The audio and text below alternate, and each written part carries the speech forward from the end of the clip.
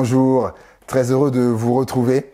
Et pour cette capsule, j'aimerais vous encourager par rapport au message qu'on a entendu dimanche, qui était sur l'imposition des mains, qui est un des fondamentaux de la foi chrétienne.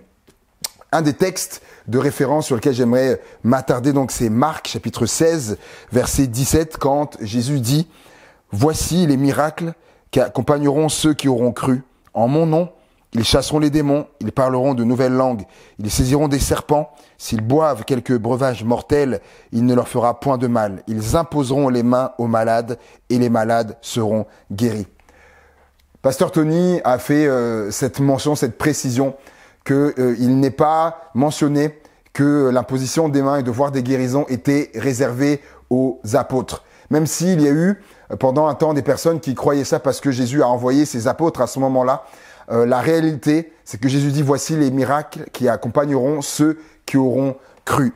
D'ailleurs, on a un exemple dans le livre des Actes des Apôtres. Regardez avec moi Actes chapitre 9 et le verset 10. Actes chapitre 9 et le verset 10. Il est dit « Or, il y avait à Damas un disciple », pas un apôtre, un disciple, nommé Ananias. Le Seigneur lui dit, dans une vision, « Ananias ». Il répondit, « Me voici, Seigneur ».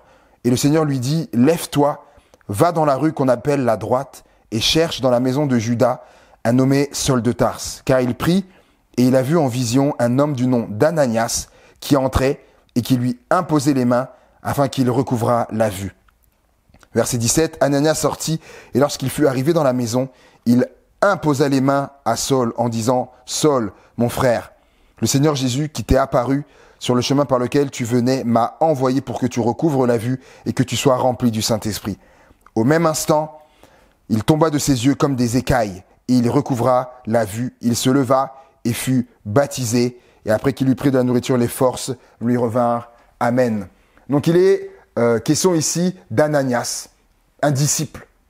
C'était pas un apôtre et que Dieu a envoyé pour imposer les mains à Saul de Tarse qui deviendrait l'apôtre Paul. Et en lui imposant les mains, il a recouvré la vue et comme des écailles qui sont tombées de ses yeux. Donc oui, Jésus, on le sait, avait raison. Voici les miracles qui accompagneront ceux qui auront cru. Et autre chose que j'aimerais dire par rapport à cela, poser une question. Est-ce qu'il y a que les hommes qui ont cru? Je suis très sérieux en disant ça. Parce que il y a aussi pendant une certaine période, ils ont pensé que c'était réservé donc aux apôtres ou réservé aux hommes. Est-ce qu'il y a que des hommes qui ont cru? Mesdames qui regardez l'écran, est-ce que le ciel sera rempli que d'hommes? Bien évidemment que non, ce serait tellement triste d'ailleurs. Les miracles qui accompagneront ceux qui auront cru. Donc les femmes, bien évidemment, en font partie aussi. Et j'aimerais donner ces deux témoignages concernant une amie à moi et à ma femme.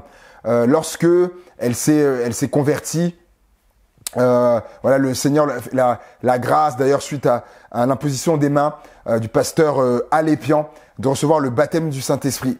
Et un jour qu'elle était dans son église, il y avait une réunion et puis il y avait un temps de prière et elle était là sur sa chaise et puis elle sent dans son cœur d'aller prier pour un frère de son église, c'était très précis, et de prier pour son genou gauche. Et elle est là, cette pensée la quitte pas, et puis elle se dit non, je dois rêver, c'est pas possible, et puis ça part pas, va prier pour son genou gauche. Et à un moment donné, elle se dit non, c'est de moi, elle dit mais non, je suis folle, tout ça. Puis à un moment donné, elle résiste à ça. Et quand elle me racontait, elle explique qu'à un moment donné, c'est comme si elle a été comme poussée de sa chaise. Et pendant le temps de prière qu'il y avait là, et elle va prier pour le genou gauche de cet homme. La réunion se termine, il vient la trouver et il lui demande mais pourquoi tu fais ça? Et elle va lui dire je sais pas. Ah bon, et non, je sais pas pourquoi, je suis allé, mais c'était là dans mon cœur. Et voilà, je résistais, et puis à un moment donné, c'était trop. Donc je suis venu prier pour ton genou gauche. Et là, cet homme lui parle, et les larmes coulent, et il dit, faut savoir que hier, donc je faisais du carrelage dans la maison de ma fille, et cet homme était maçon. Et il lui explique que À un moment donné, il n'a pas fait attention. Bien sûr, le carrelage, on est à genoux et il a posé son genou sur une partie où il avait appliqué le produit qui est corrosif. Il n'a pas fait attention et ça avait du coup brûlé, atteint son genou et il souffrait, le martyr. Et il lui a dit, quand tu es venu prier, j'ai dit quelque chose et il dit là, au moment où je te parle, moi qui souffrais le martyr, il dit la douleur a disparu, je ne sens plus rien. Et lui, larmes coulaient, elle aussi, les larmes se mettent à couler. Et elle me raconte qu'une autre fois, elle était chez elle et il y a une amie qui vient la voir. Son amie était enceinte. Et lorsqu'elle voit son amie, la mine défaite, le visage défait, elle va lui poser la question, mais qu'est-ce qui se passe? Et son amie va lui dire, je reviens d'une échographie. Et ils ont vu qu'il y avait quelque chose au niveau du bébé. Ils ont vu comme une grosseur au niveau du bébé, mais ils ne savaient pas trop ce que c'était. Donc, il y aurait d'autres examens. Et donc, elle était abattue. Bien évidemment, on peut imaginer une future maman.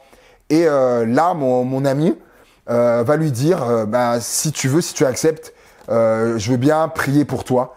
Moi, je crois en Dieu. Je crois que Dieu peut faire quelque chose. Donc, son amie, elle n'était pas croyante. Et donc son ami va accepter. Et là, mon ami elle va poser sa main sur le ventre de son ami et elle va prier le Seigneur, demandant de faire grâce, de faire quelque chose. Et donc les semaines vont passer et un jour, ça toque et c'est son ami qui est là. Et là, pas du tout la même ambiance, le visage, le sourire qui est là.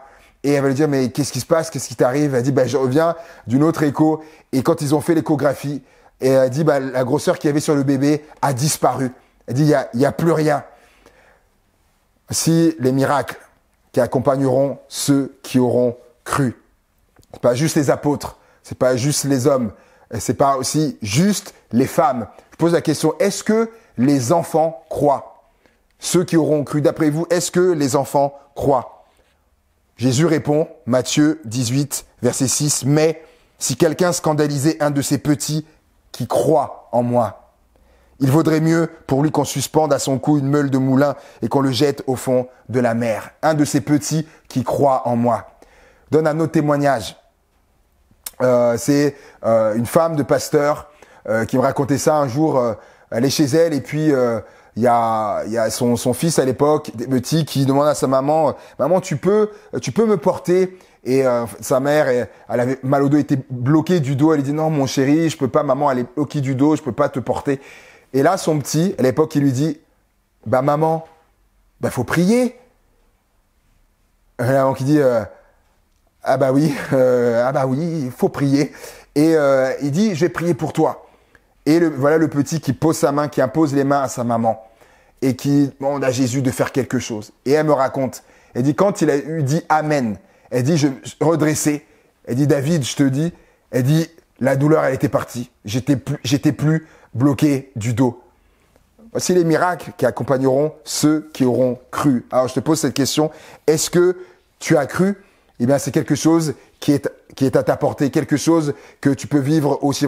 Vous encourager à ça, à cette dimension de la foi, de l'imposition des mains et de voir aussi le miraculeux dans les vies. J'espère que ça vous aura béni. Alors, ensemble, allons de l'avant. Que Dieu vous bénisse.